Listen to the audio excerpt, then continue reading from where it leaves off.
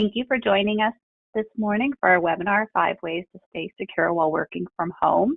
Today's webinar is being presented by Connor Schwam, co-founder of Anchor Security Team. Also joining us at the end for Q&A will be Josh Simmons, also from the Anchor Security Team. I'm your moderator, Renee Goodnow from the New York Small Business Development Center. We'll take questions throughout the presentation.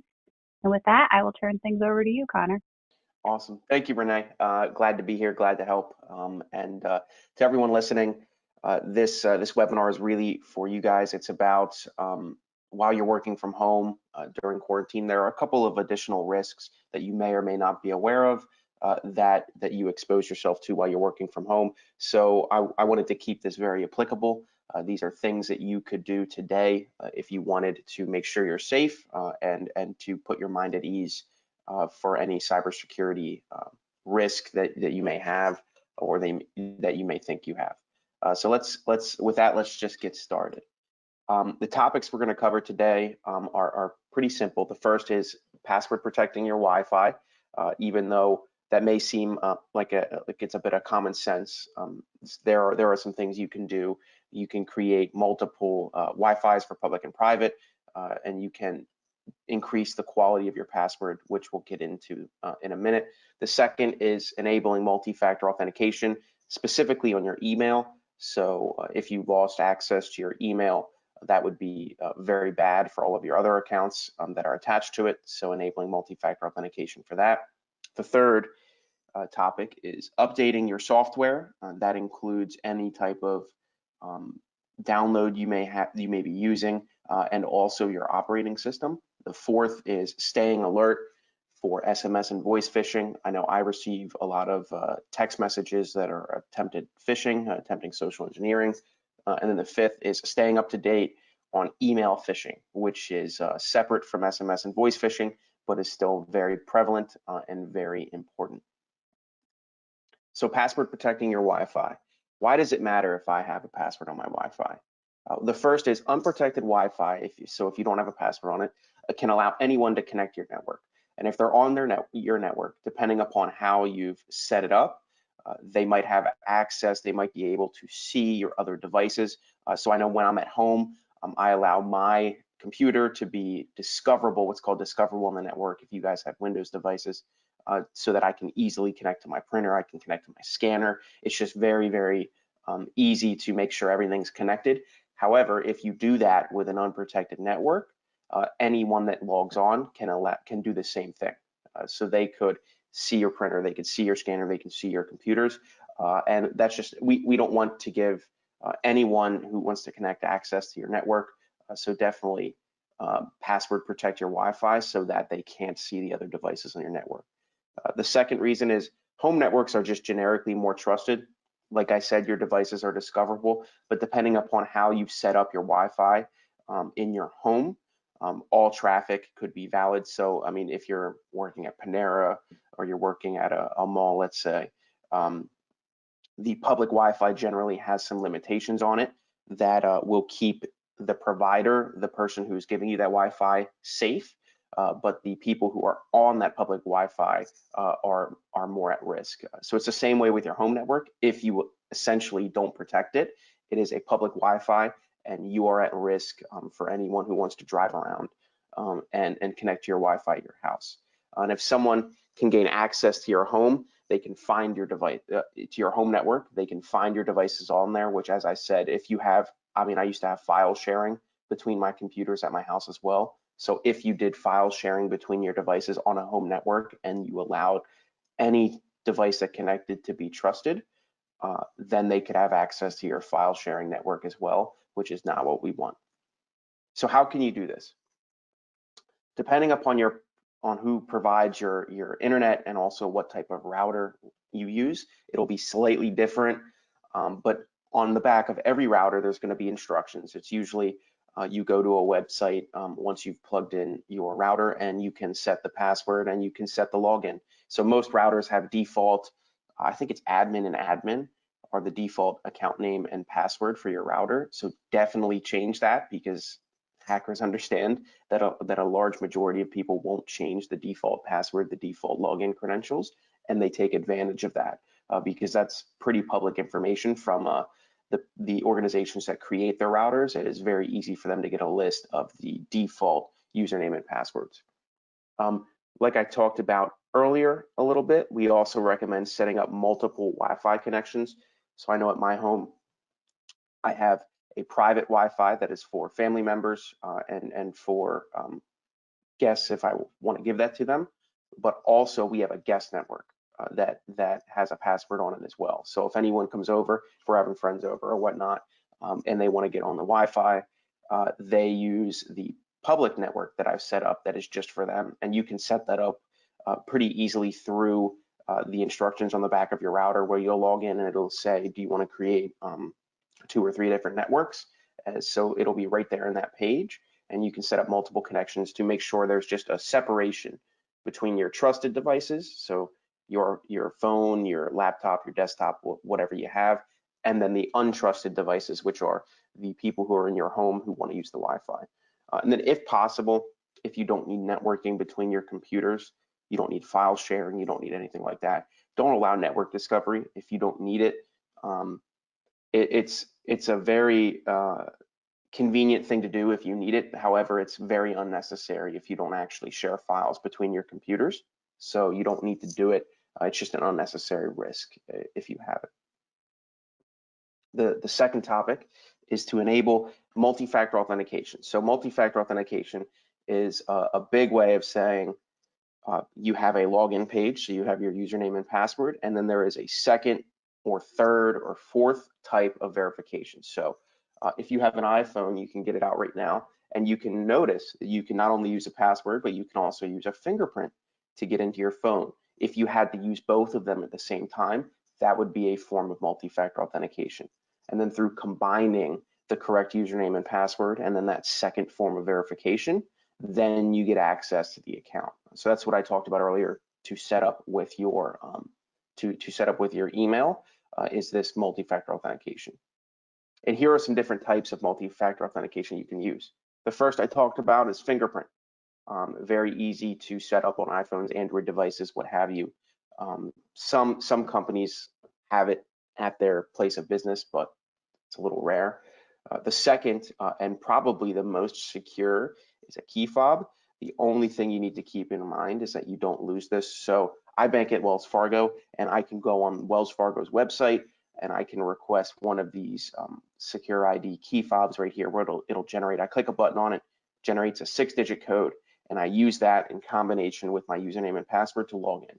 Now, the only way that you that a hacker could get that 6-digit code, let's say, is if they stole your key fob. So as long as you keep that in a secure place, you will be completely fine. Now, if you lose it, it is a very hard process to get that undone, to unattach the key fob or to replace it. So make sure you keep it in a secure place. I usually keep it on my keychain.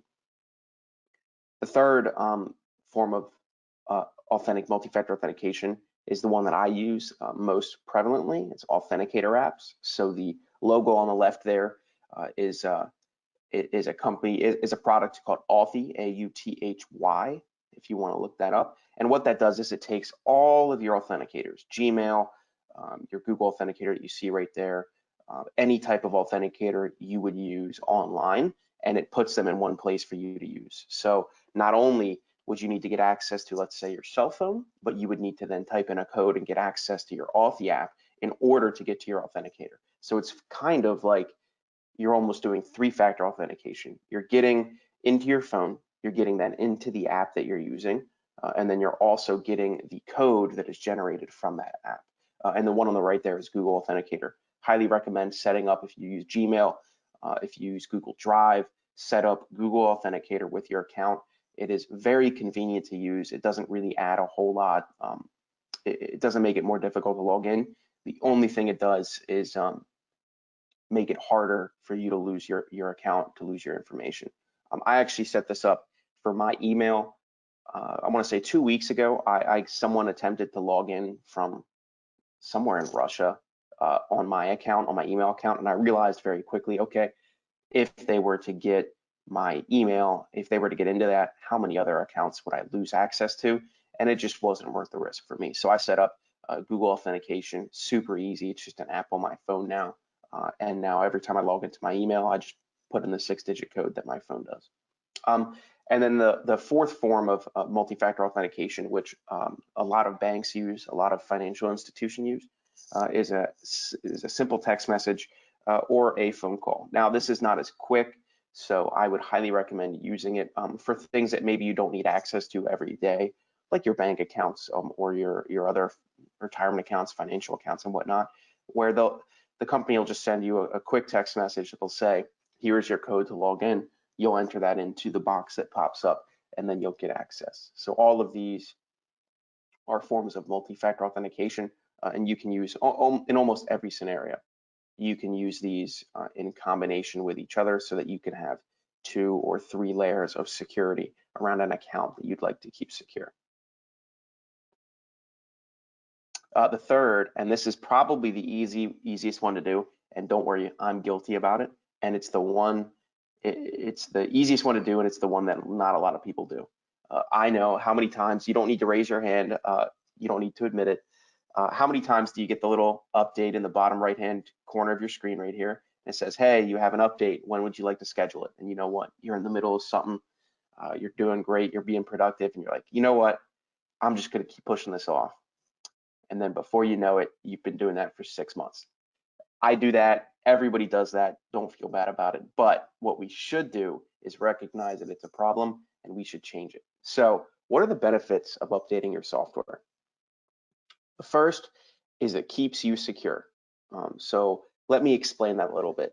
Not only do companies like Apple, companies like Microsoft release updates to Windows, release updates to Apple software because they want to give you new features, they want to make it very, very nice, but also pretty regularly security flaws are found in your operating system at the operating system level. So hackers are finding it, and even researchers are finding all of these security flaws. And as that happens, these patches are put out to prevent you from getting hacked. So if you push off these security updates, then you will be, those security flaws that are found, you will still be exposed to, essentially.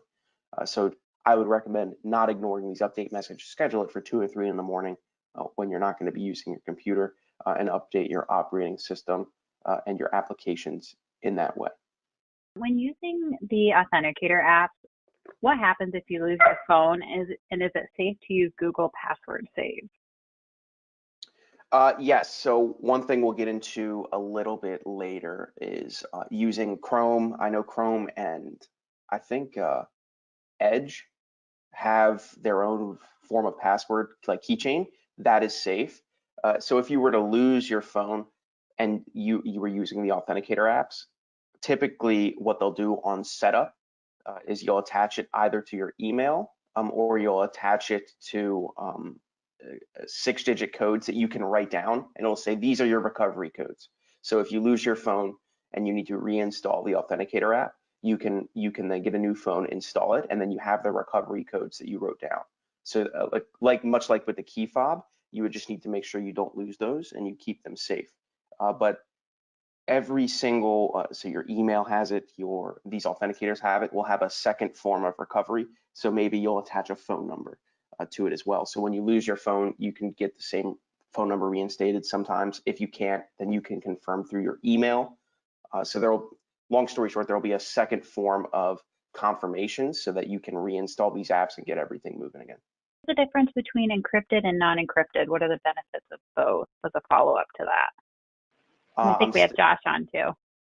Just in general, the process of encryption is to take your transmission, your communication of data with someone else, and to make sure that only the parties involved can read the information. And so externally, let me go the other way. If you have unencrypted data, anyone that's on your network, as we'll take as like a high level concept, anyone on your network can read that information. They can see it going back and forth. Encryption is sort of as if you were speaking a different language in front of a room full of people that speak English. So unless you have the keys, unless you have the knowledge to unencrypt the information, no one else can get into it. So in general, it's to keep, and like, for example, the most common use case is you're using your bank online, your banking credentials. When you're transmitting, say, here's my account number, here's how much, here's the date, like here's all the information about not only my specific payment, but about my bank account. You don't want someone else to be able to easily infer or see what that information is.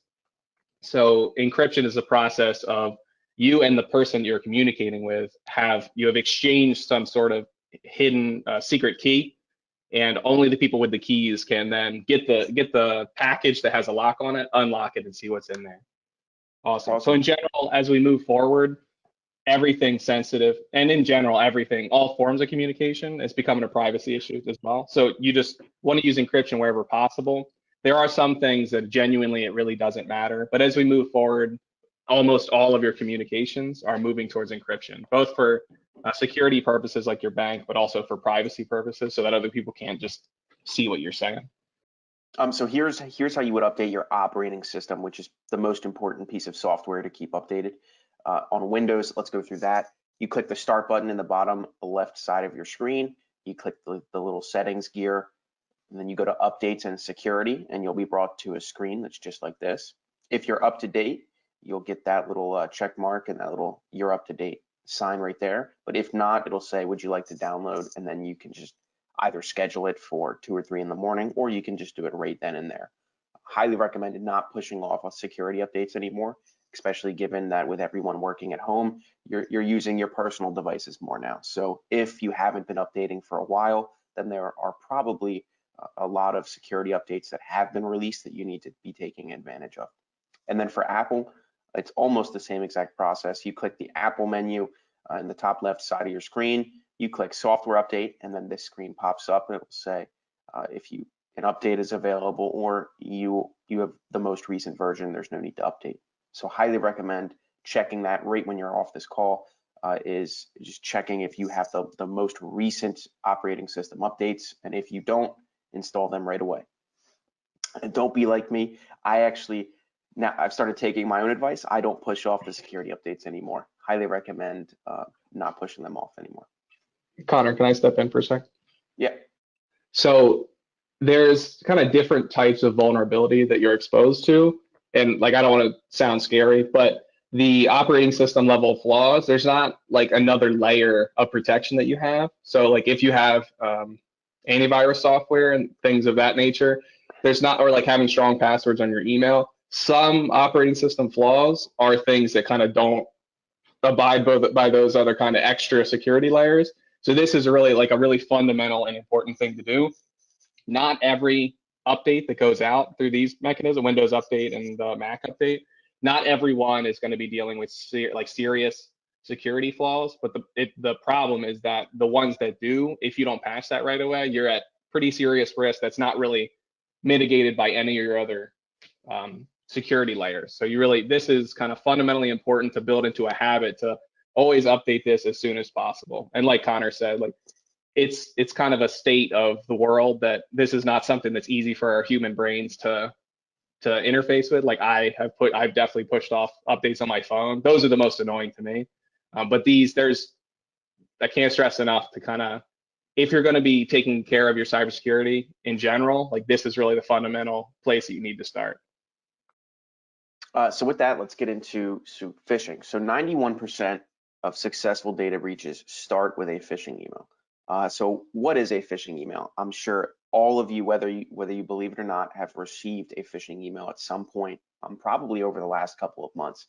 And a phishing email is essentially someone is impersonating a company, they're impersonating someone or something else, and they are trying to steal information from you, or they're trying to get you to give them something. So a very common scam that happens is someone impersonates one of your friends, says, hey, can you send me $200 worth of gift cards, prepaid Visa gift cards? And then if you send that to them and you send them the codes, you're out $200.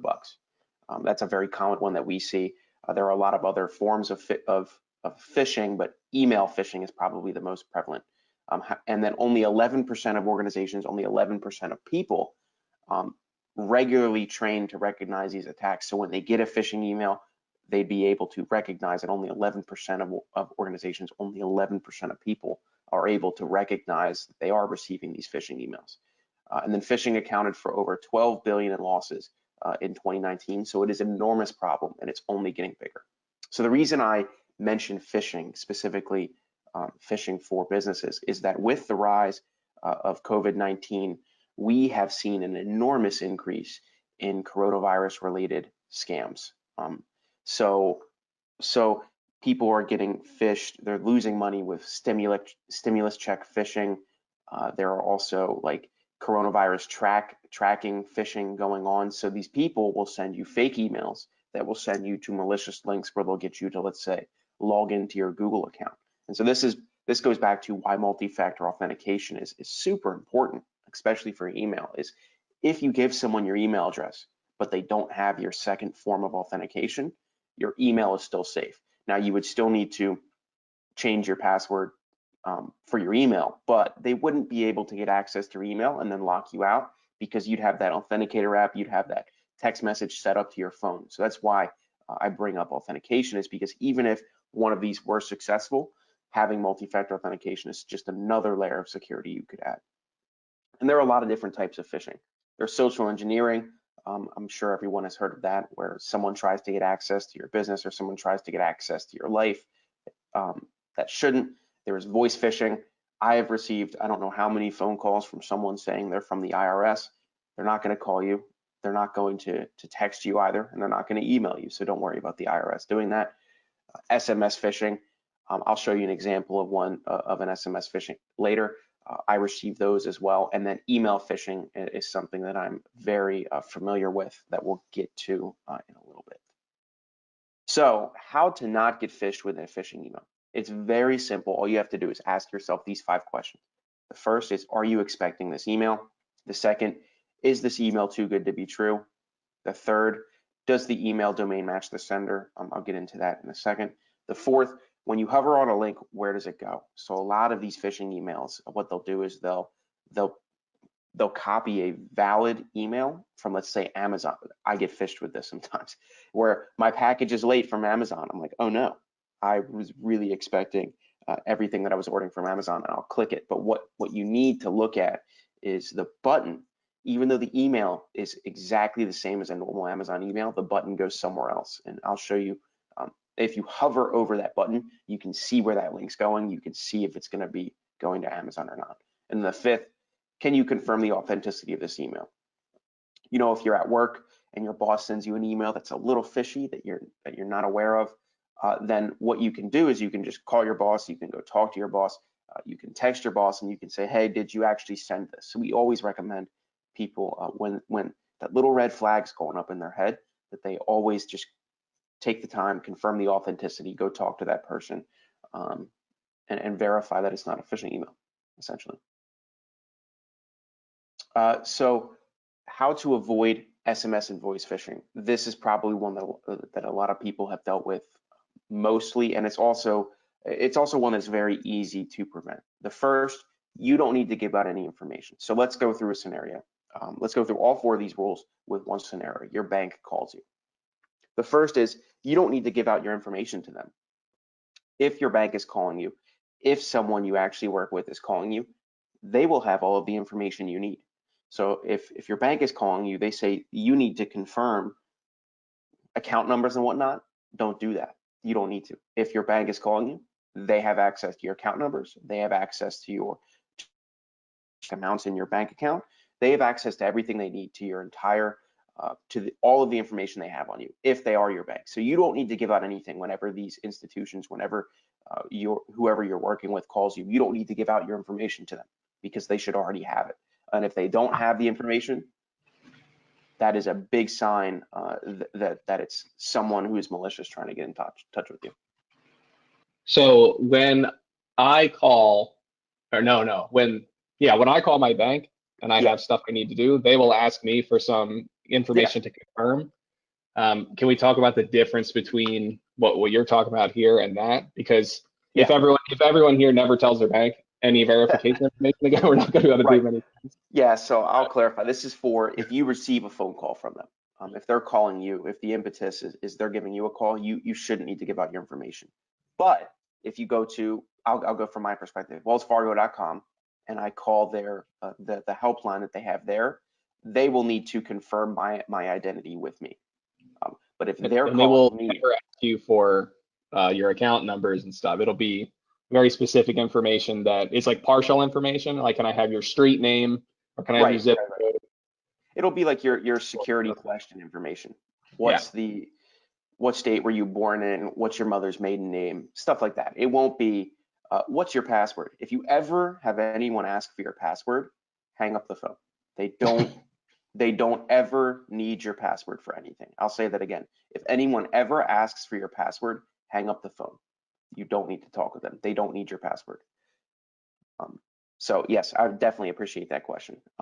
The second rule, contact only through secure channels. What I mean by this is, if you go to wellsfargo.com, you go to pncbank.com, and they have a phone line, a secure number that you can call, or they have a secure way of requesting a meeting or texting, or they have an email that you send things to.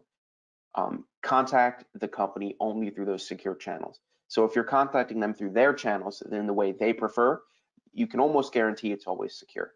It is very hard to redirect valid traffic essentially from these secure channels that these companies put up for you.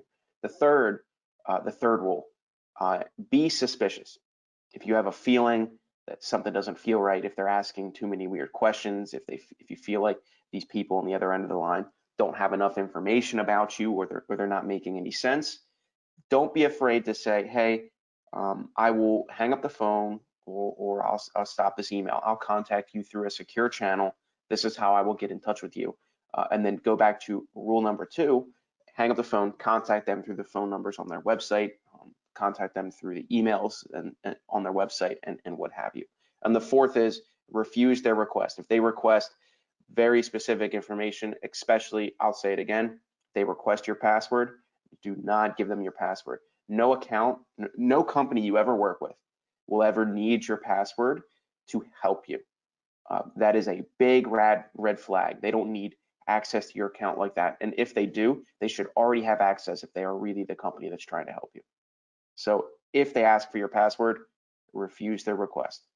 So let's go through, what do these look like? The first is SMS phishing. And there's an example right there on the bottom left. Your ID requires verification. It's from id-apple.mobi. Now let's analyze that. There's often little or to no information. So there is very little information in that text message. Maybe you don't even use iCloud and you're not aware of it. The second is it appeals with urgency. Maybe someone's trying to log in to your phone, and maybe you need to take care of that. And it's also, the texts are almost always sent from an unknown sender. So always take a look at that email. What is that address, that web address right there, www.id-apple.mobi? That is a very suspicious looking web address, because it's not apple.com. It doesn't look valid, is what I'm trying to say. So if you just take some time and you look at the website these people are trying to redirect you to, you can almost you can predict that it's going to be phishing. It's going to be a fake web address, a website, because it's at a fake web address. And then phishing. This goes back to the 4 rules that I said in the previous slide. You never need to give out your login information. If someone is calling you, they're actually trying to help you, you never need to give out your login information to help them. The second, be suspicious. I cannot stress that enough. Maybe if you have a couple of questions in your account, some companies now are letting you set up security questions where you can ask them questions and they should have the information they need to help you. So maybe you say, okay, what state was I born in? And then they confirm it. Or what was my mother's maiden name? And then they can confirm that with you. Some companies do that now. And third, I'll say it again, it's going to come up a lot. Your password does not need to be reset. If you're actually in a place where you need to reset your password, they will not call you and ask for your password and help you set your new one. You set your new password, you deal with your old password on your own. They won't need to help you with that. So like I said, if someone ever asks for your password, tell them no, hang up the phone. They don't need it. So with passwords, let's get into storing them, some common solutions you can use to store your passwords, and then also creating them. The first thing we recommend is use a widely, I'll give you a couple examples in a second, a widely used password manager, password managers that are trusted, that are secure. The second suggestion we'll give you, use unique passwords for each account. So if you use a password manager, it is very easy to keep track of separate passwords, which is why we recommend using both. Sometimes a lot of people use very similar passwords, and malicious individuals and hackers understand this. And so if you don't use unique passwords for every account, if someone gets access to one of your accounts, then maybe some of your other accounts can get can get hacked as well. The third suggestion, have a very strong master password. I'll get into what that means in a second. And the fourth is write down a master password and put it in a safe. So much like your key fob, we highly recommend writing down a master password that you use to help generate all your other passwords, and then keeping that somewhere safe, maybe in your sock drawer, maybe in a bank account, maybe in a safety deposit box, what have you. And I'll let you know what a master password is. I think it's on this screen right here. So the safest alternative is to let your password manager make it for you. And if you've ever used a password manager, it'll make a random string of characters that has a whole bunch of $signs. It has exclamation points. It has the little ampersands. It's essentially a string of random characters. And if you use a password manager, it's very easy for your password manager to remember it. The second suggestion here is to use an algorithm. So what I mean by that is exactly the example below. If you wanted to make your password the reduction of the phrase, my favorite food is pizza, you can see the result right there. My favorite food is pizza with an I as a 1 and an I in it, and a 1 in is, and a 1 in pizza. That is very secure. It's not only long, but it's also combining capitals, lowercase, letters, and numbers. Since this is for your master password, I would say removing the bottom suggestion is like a step away from, like, if you're just using hello as your current passwords, that's a good step in the right direction. But as we move forward, I would say the generating a random, like a really strong, secure random one that you really don't have to type in that often for your master password for your safe, that's probably the right move kind of ultimately. Right.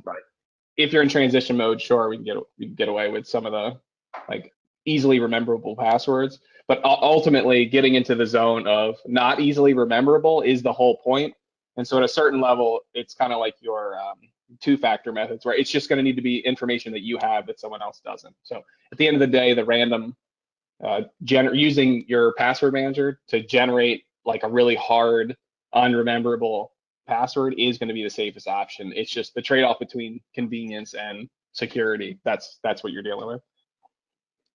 Yeah, absolutely. I'll interrupt as well. We also had a really good question come in. This person's received emails from a person stating they know the password I use. I need to contact them, something to that effect. They actually showed me my password. However, they didn't have the numbers and the characters that goes along with it. What do I need to do in this case? I definitely reset so that is not a person that you want to be interacting with. There is a very small chance that they're like a good citizen trying to help you out, but 99% chance that that's not the case. So by giving that person information of any kind, you might be giving them like hot or cold signals, and they already have some information they're trying to crack from your password. So don't deal with them. In general, if you ever receive something from someone saying they know your password, even if they don't provide any proof, it seems like a good time to start regenerating some of your old passwords, especially if you use a password manager. That should be pretty straightforward. If they demonstrate some proof, 100% you need to go change all your passwords. At no point do you really need to interact with that person. Like I can't think of this, even if they work with any of the vendors that you work with, that's not really their business to be in, is cracking your passwords. So right. In that case, like Connor was saying, like never give that person any information. Don't even say thank you, because that implies, you're a real person that's checking that. Just reset all of your passwords. For probably everything would be a good move, but obviously your most important things like your bank, your vault passwords, like the storage, what's it called, password manager, master password, your bank, and all the things that really matter, like maybe your insurance portals or whatever. definitely don't interact with that person. Yeah, absolutely. And I'll say it again. You never need to give out your password, by the way. So if anyone ever asks for your password, don't give it to them. There's like a from like a social engineering perspective, there's a pretty good chance that you as a regular person, and we all use, well, not we, in the past, some of us have used passwords that are kind of easily guessable. Like let's say, even if you add some characters and numbers. And so what I could do, for example, is say, I know I could send an email to 1 million people saying, I know that your password contains, and whatever your cat, like a common cat name is, Snuffles. I know that your password contains this. There's a certain percentage of people where that is the case, just statistically. And so that is actually like a phishing technique that could be used to, I don't know how to condense this down into a 30-second answer, but knowing any part of someone's password makes it significantly easier to figure out the rest from a kind of an algorithm perspective, like from a person trying to crack your passwords. So if they say, I know your password contains this, be like, okay, I'll change my passwords. Like don't give them that information, because the second that you confirm that that is in your password, the problem of cracking your password has just become so much easier for them, that there's a pretty good chance that they'll be able to get in before you've even gone to crack your password. Like if you're like, okay, I'll go change my password sometime tomorrow, like don't ever give that person information, because you've created a situation where it's much easier to now guess your password. And it's just, it could just be social engineering and statistics that they happen to find you. Don't give out your password. Don't give out information. If you feel like one of your passwords has been compromised, reset them on your own. You will never need to do that with the company that you're worried about. Your bank's not going to call you and tell you, hey, we need to know your new password. None of that will ever happen. You will have the ability to reset your password and to deal with it on your own. So here are some password manager solutions that we recommend. The first is in your browser. So in Google Chrome and Safari, I'm pretty sure Edge has this as well. These will manage your passwords at the websites you go to for you. These are pretty secure as long as you don't leave your device unattended. Like, so if you're in, I'll go back to Panera, and you have your browser store your passwords and you leave your device open, that's pretty insecure. So as long as nobody unintended is getting access to your computer that you use these browsers on, you'll be fine. But if you'd like some apps that go across not only your laptop, your desktop, but your phone that you wanted to use, is LastPass and 1Password. I believe both of those are available whether you use an Apple device or a Windows device. So if you don't like storing your passwords with your browser, you can definitely use LastPass and 1Password. So with that, that's everything that we recommend that you continue doing. Very applicable stuff to make sure you're more secure while working from home. With the rise in COVID-19 phishing that I mentioned earlier, Anchor Security Team, my company, is offering free COVID-related phishing training to anyone that would like to sign up. It's pretty simple. You'll be sent phishing emails that are mimicking the hackers every week, and we will train you, if you fall for them, to recognize these emails in the future. Like I said, it's free, it's painless, it's very quick training that you'll receive. And if you have any questions about it or about anything I talked about today, you can email me right there, Connor@anchorsecurityteam.com, and we would be happy to talk with you. And we won't ask for your passwords, so remember that. Unless we're trying to train you, but don't give them to us. Yeah. Absolutely. And also in the survey that you'll get at the end of the webinar, there's an option to have Anchor Security contact you for follow-up if you have more questions on that. So we had a question come in asking about follow-up training to this. Definitely that phishing software is an option. Also in the survey, if you want to recommend upcoming trainings, please do. Yeah, we do a lot of security awareness training. So when you get that survey, please, you can reach out to us. There will be a way you can reach out to us there and recommend some different trainings to Renee, to the New York SBDC, and I'm sure we'd be happy to come back and help you guys. We did have some good questions roll in while you were chatting. Are there any cybersecurity protection that also includes virus protection? It's actually like a huge topic, but let's see. Windows, if you're using Windows, which most people are, Windows built-in Windows Defender is actually becoming pretty good. Like they're usually pretty comparable when they do benchmarks to some of the products you can buy. It's kind of a different ballpark in terms of when you get over to the Mac side and on your phone. I would say that from a attack vector perspective, which is like which areas you're actually going to get attacked through, all the things we talked about today are kind of the gateway for a virus to get onto your computer. In a perfect world, if you had lots of this phishing training, and you understood secure passwords and all that, viruses are not, and you were updating your OS, viruses are not a thing you're going to have to combat on a like a fairly regular basis. That being said, there are options. Like if you're using Windows, at least use Defender. If you're looking for the names of vendors, like another Symantec, McAfee, and some of the big names. I don't have a vast. I wouldn't recommend a specific vendor here because I'd have to look at basically that landscape of what that looks like changes kind of from year to year. But any of the big names will solve most of your needs.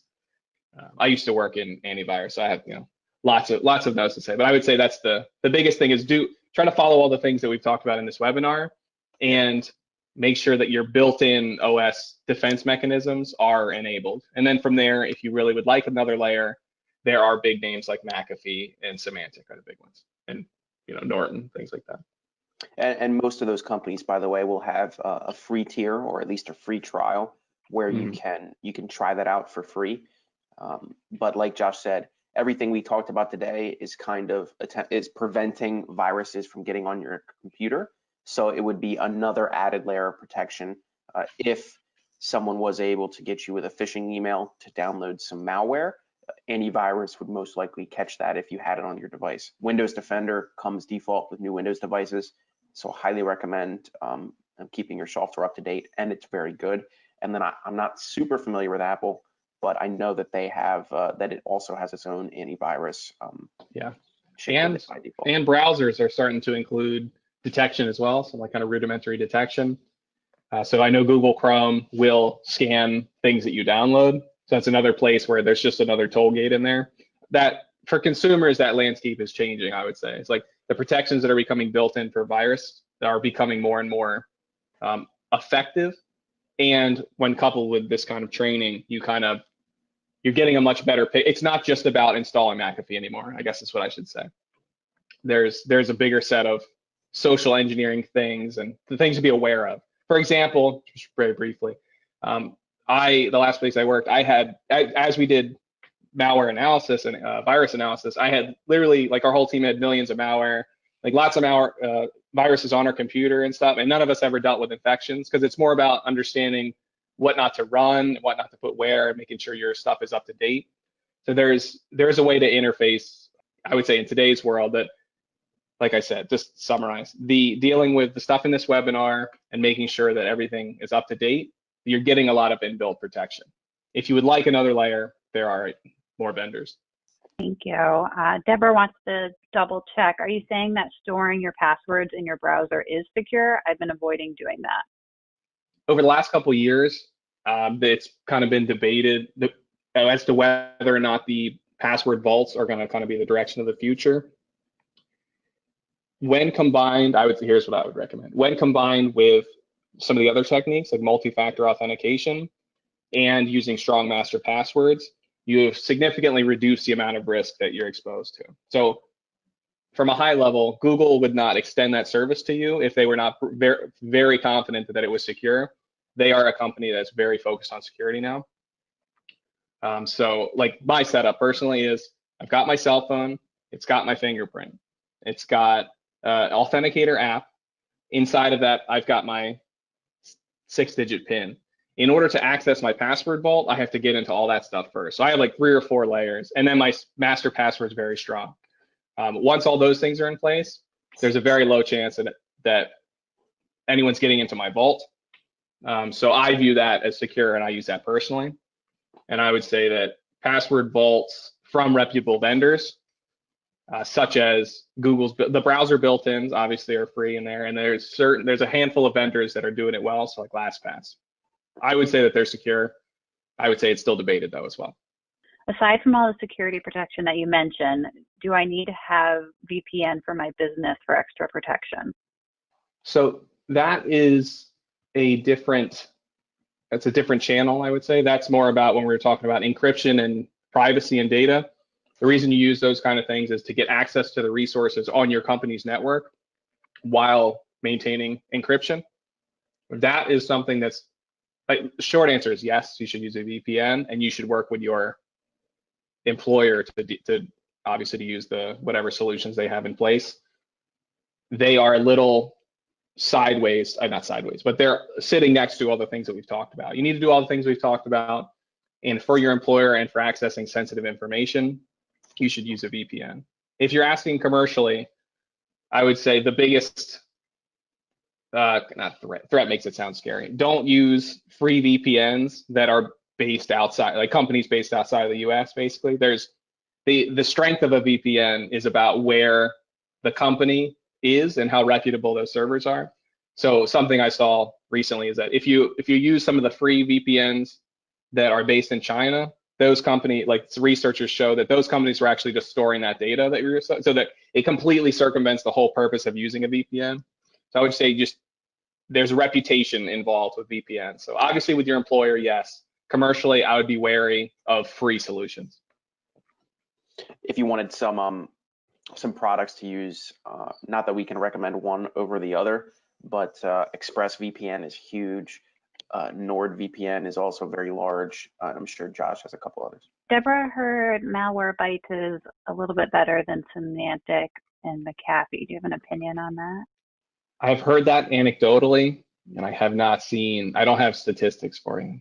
I've had Malwarebytes work more effective personally, but once again, that's just anecdote. Like, it's caught things that other things haven't caught. But that, like I was saying earlier, that landscape changes drastically from year to year. There's definitely a kind of an arms race in the cybersecurity industry to be the best antivirus vendor. So it's hard to give a point in time like which one is better. They're all racing to catch up. So any of them at this point are pretty effective. And Malwarebytes has shown to have a pretty good reputation at this point. This person has a question about using free email services and if they're less safe. A lot of these, the answer is going to sound familiar. A lot of it comes down to vendor reputation. Obviously, email coming from Google in terms of being free, that's a pretty safe bet because of the security stance that's publicly advertised with Google. I would not use a free no-name service for the same reasons I wouldn't use a free VPN. Just like that email tends to have sensitive information in it. If you're putting it in the hands of someone else, it's all about reputation. So if it's Gmail, I'd say you're pretty safe. Some other, like Zoho, for example, big businesses that have a pretty good reputation are generally okay. Stay away from free kind of no-name providers. There would have to be a really strong case for why you would go there in the first place, but even then, just watch out for those. And I actually have a question from myself because I think I made a mistake the other day. I was looking at a recipe and it said to print this recipe to add a specific Chrome extension, which I did, and then promptly removed it because I felt very silly. How do I make sure that's off my computer? Certain programs, so I haven't used any Chrome extensions in a number of years because there's a certain level of risk with Chrome extensions in general. So I'm not sure which solutions are actually better at it these days, but I know that I want to say things like Malwarebytes have a portion of it that's dedicated to kind of the folders that our Chrome extensions are stored in. More generally though, Chrome extensions fall into the same camp as a free VPN, but multiplied. So those are usually made by individuals or groups of people that have very little verification. Chrome is starting to step up its kind of verification and developer game because of the risks involved with extensions. So maybe in the next few years, this situation will change. I'd say right now, stay away from really the only thing you need Chrome extensions for. The only useful extensions I've ever seen have been for developing software itself. Like that's what I use. Lots of other ones are, the reason they're put out is to collect your data and to do stuff with your data. There's usually not a good trade-off between the value provided to you and what they're doing with your data. So I would say stay away from it.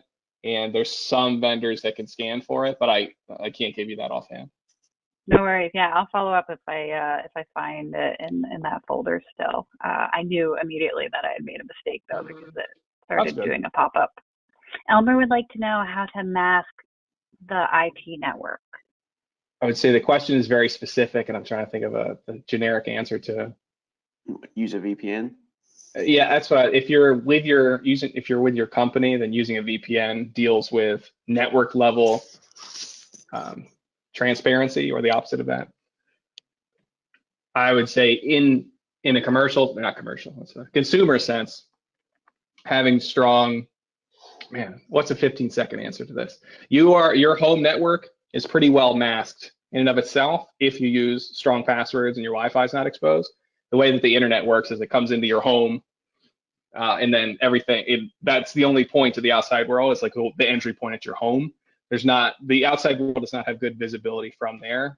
There's kind of unless you're specifically exposing things internally and you're like a developer, you're hacking stuff together. That's not usually something that I worry about. But if there's some more clarification you need on a specific case, then I'd be happy to talk about that. Deborah asked, when she used Zoom initially, to have them post an event to my calendar, they asked for access to my calendar, and I said yes. I feel very uncomfortable about that now. Any way to reverse that? Any way to reverse it? That's interesting. I'm not sure. I got to imagine there is. And what I would say is this: there's maybe we could put it in a follow-up email, but there's definitely guides for how to remove, X applications access to Y permissions. So through your browser, you should have some sort of access. I'm not sure the settings offhand. So if you go to your Google Calendar, you go to Chrome, and then you click the three dots in the top right-hand side. You can click on. And so if you Google remove Zoom from Google Calendar, it pops up with 4 steps on how you can do that, and it can all be done through Chrome, is what I'm saying. Zoom's obviously taken a reputational hit because of the security issues. I also am very skeptical of that, and there usually has to be a very good reason for access. It's the same as we talked about earlier. It's always a trade-off between convenience and security and privacy. I would not be able to function without giving certain applications access to my calendar. Like I probably wouldn't, I would have missed this totally. So there's certain convenience things you have to do. But once again, it's about vendor reputation. So until Zoom rights their posture, I think you're in the right to not let them have access to that kind of stuff. Awesome. You guys had a lot of questions. We appreciate it. Yeah, we love it. Yeah, these are great. I appreciate it as well, especially from me asking my question for my silliness. Thank you, Connor and Josh. I really appreciate it, and we will follow up after this. And thank you again for everyone who attended. Yeah, thanks everybody. Thank you, Renee, for having us. Thank you for everyone for being here. Your questions are awesome. Thank you.